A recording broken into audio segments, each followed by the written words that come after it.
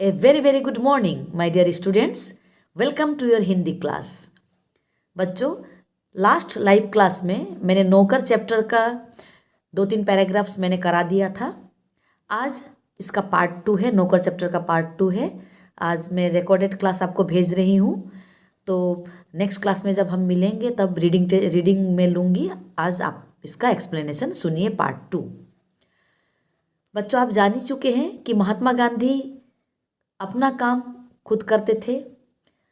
उसके ऊपर साबरमती आश्रम में जितने भी काम होता था, जैसे कि लोगों को खिलाने पिलाने का, उसके बाद वो बड़े बड़े पतीलों का, बाद में खाना पीना हो जाने के बाद पतीलों का धोने का, यानी गेहूँ पीस कर आटा निकालने का, यानी चक्की पीसने का, जितने भी कार्य होते थे वो खुद महात्मा गांधी खुद करते थे और लोगों से करने के लिए प्रेरणा भी देते थे। रात सोने से पहले वो अपने कमरे का फर्श हमेशा झाड़ू लगाते थे। एक दिन रात के 10 बजे थे, एक कार्यकर्ता ने आकर गांधी जी से हाथ से दौड़ कर आए, गांधी जी को झाड़ू लगाते हुए देखा और दौड़ के आए और आकर उनके हाथ से झाड़ू उन्होंने ले ली थी। और ऐसे बात है कि महात्मा गांधी अलग अलग जगह पर जाते थे, क्योंकि उस समय वो स्वतंत्रता आंदोलन के अग्रणी नेतृत्व ले रहे थे, तो उनको बाहर जाना भी पड़ता था।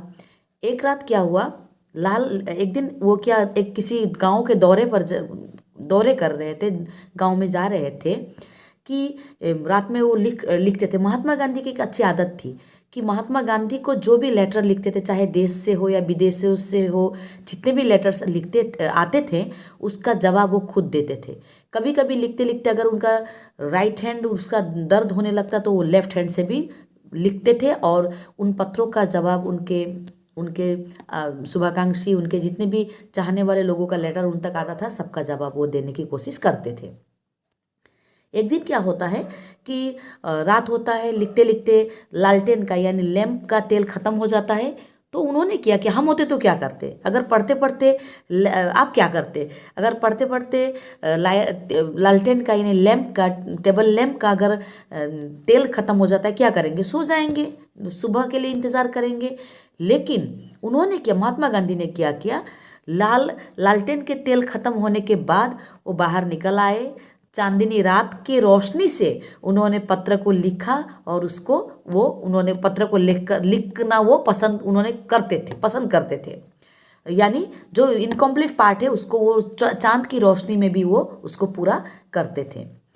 एक दिन क्या हुआ कि किसी भी का कोई अगर कोई भी काम पड़ा तो वो काम वो किसी अपने दूसरे साथी से नहीं करवाते थे, और किसी को रात में थके हुए किसी साथी को नहीं जगाते थे, वो काम वो खुद करते थे। नोआखाली का पद यात्रा में के समय गांधी जी ने अपने शिविर में केवल 2 आदमियों को ही रहने की अनुमति दी, यानी अपने टेंट में नोआखाली का पदयात्रा के दौरान उन्होंने क्या किया, अपने टेंट में, अपने जो टेम्पोररी हाउस है वहाँ पर उन्होंने अपने 2 आदमियों को ही रहने की अनुमति उन्होंने दी। इन दोनों को यह नहीं मालूम था कि खाखरा कैसे बनाया जाता है। खाखरा एक गुजराती डिश है, डिश का नाम है। इस पर गांधी ने स्वयं रसोई में बैठे और एक निपुण रसोइया की तरह उन्होंने खाखरा बनाया और खाखरा बनाने की विधि बताई अपने सहयोगियों को। और उस समय महात्मा गांधी का उम्र कितना था जानते हो बच्चों? 78 का मतलब है 78, यानी एक 78 ईयर्स ओल्ड एक व्यक्ति ने उन्होंने किचन में जाकर उन्होंने खाखरा बनाने का विधि का मतलब है नियम उन्होंने बताया था। गांधी जी बच्चों से बहुत प्यार करते थे, जवाहरलाल नेहरू भी करते थे, इसीलिए वो हमारे चाचा नेहरू हम कहते हैं। महात्मा गांधी भी बच्चों से बेहद प्यार करते थे। वो अपने बच्चों के, महात्मा गांधी के 4 बेटे थे और वो अपने बच्चों को जन्म के 2 माह तक उन्होंने कभी किसी दाई के हाथ में बच्चों का देखभाल करने के लिए नहीं रखा था। वो मानते थे कि बच्चे के विकास के लिए माँ बाप का प्यार, उसकी देखभाल अनिवार्य है।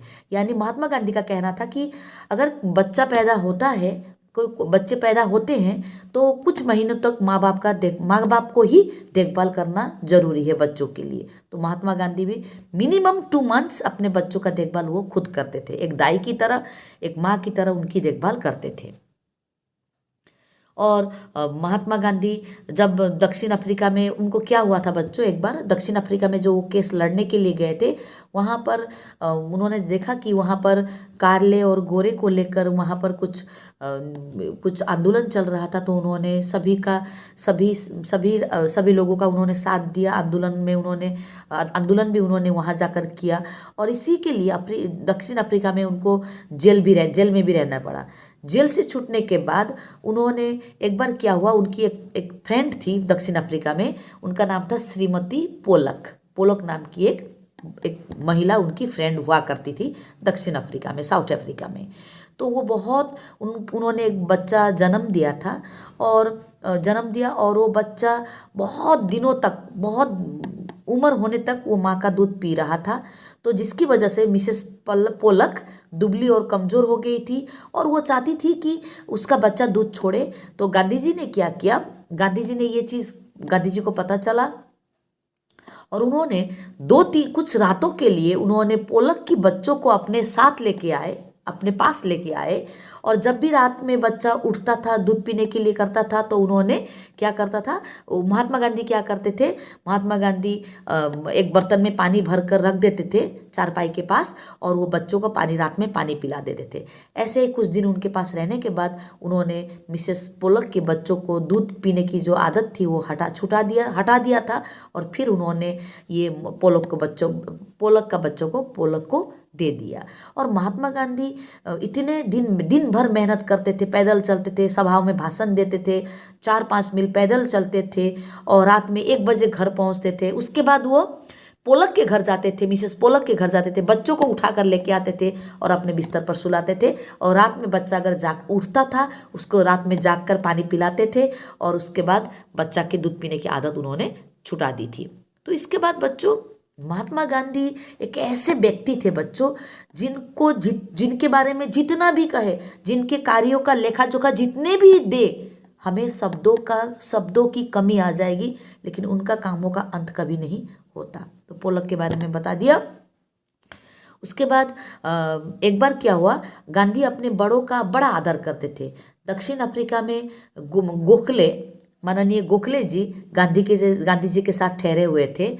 उस समय गांधी उनके दुपट्टे पर इस्त्री का मतलब है आयरन किया, यानी गोखले के दुपट्टे पर महात्मा गांधी ने आयरन करके दे दिया और उनका बिस्तर ठीक कर देते, भोजन परोस कर देते थे, उनके पैर दबाने के लिए भी तैयार रहते थे, लेकिन गोखले जी उनको मना कर देते थे। लेकिन महात्मा गांधी नहीं मानते थे और उनका वो करना चाहते थे वो करके ही छोड़ते थे।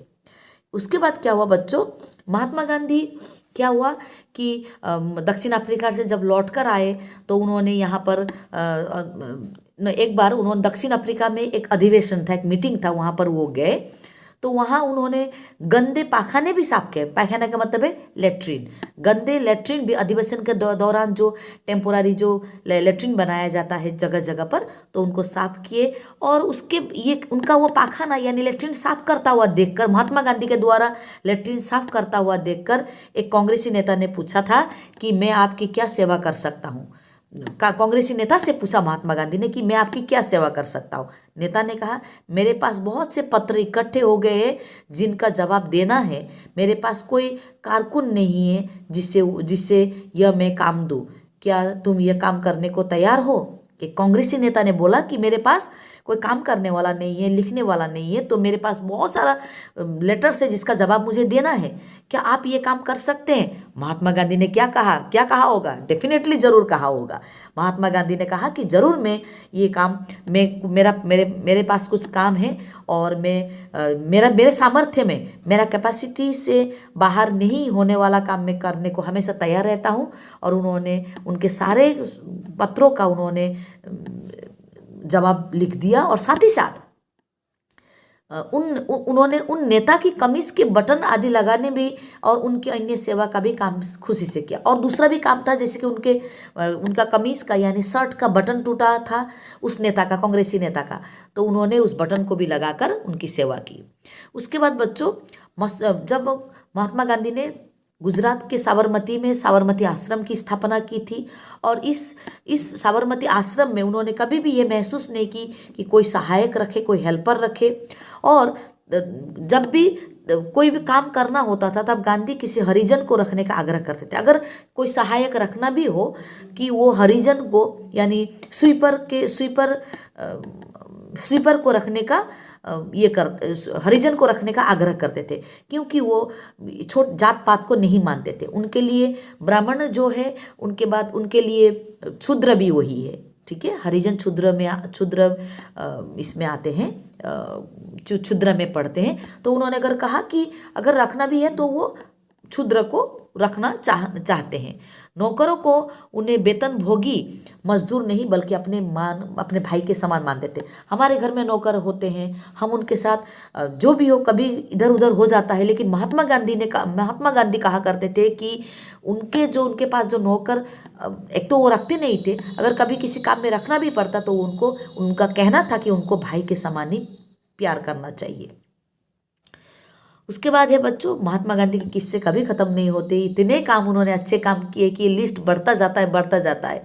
तो यहाँ पर क्या किया, एक बार क्या हुआ कि भारत की जेल में उनके कई साथी कैदियों को उनकी सेवा टहल का काम सौंपा गया।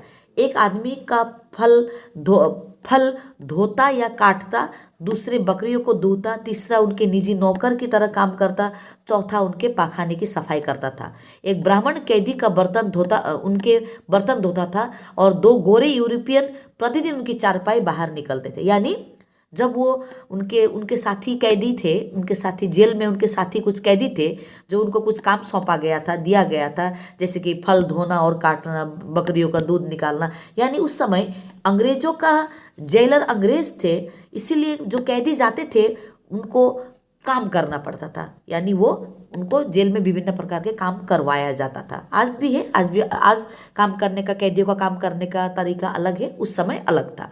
तो गांधी ने, और नेक्स्ट पैराग्राफ में जाइए, देखिए बच्चों, गांधी ने देखा कि इंग्लैंड में ऊंचे घरानों में घरेलू नौकरों को परिवार का आदमी माना जाता है। महात्मा गांधी ने नौकरों को घर का परिवार का सदस्य कहाँ जाना, वो तो खुद जाते थे, लेकिन इंग्लैंड में जाकर उन्होंने देखा था ये सब। और एक बार एक अंग्रेज के घर से विदा लेते समय उन्हें ये देखकर खुशी हुई कि घरेलू नौकरों को उनसे परिचय नौकरों की तरह नहीं बल्कि परिवार के सदस्य के समान कराया गया। जब वो इंग्लैंड में गए थे तो उन्होंने इंग्लैंड में किसी परिवार में वो गए थे मेहमान बनकर, और उस मेहमान नवाजी के दौरान उस जो जिसने उनको बुलाया था अतिथि के रूप में महात्मा गांधी को, उन्होंने उनके घर के नौकर को महात्मा गांधी से परिचय करवाया। ऐसा लग रहा था कि वो नौकर नहीं बल्कि उनके घर के परिवार का एक सदस्य है। एक बार एक भारतीय सज्जन के यहाँ काफी दिनों तक ठहरने के बाद गांधी जी चलने लगे तो उस घर के नौकरों से उन्होंने विदा लिया और कहा, मैं कभी किसी को अपना नौकर नहीं समझता, उसे भाई या बहन ही माना है, और आप लोगों को भी मैं अपना भाई समझता हूँ।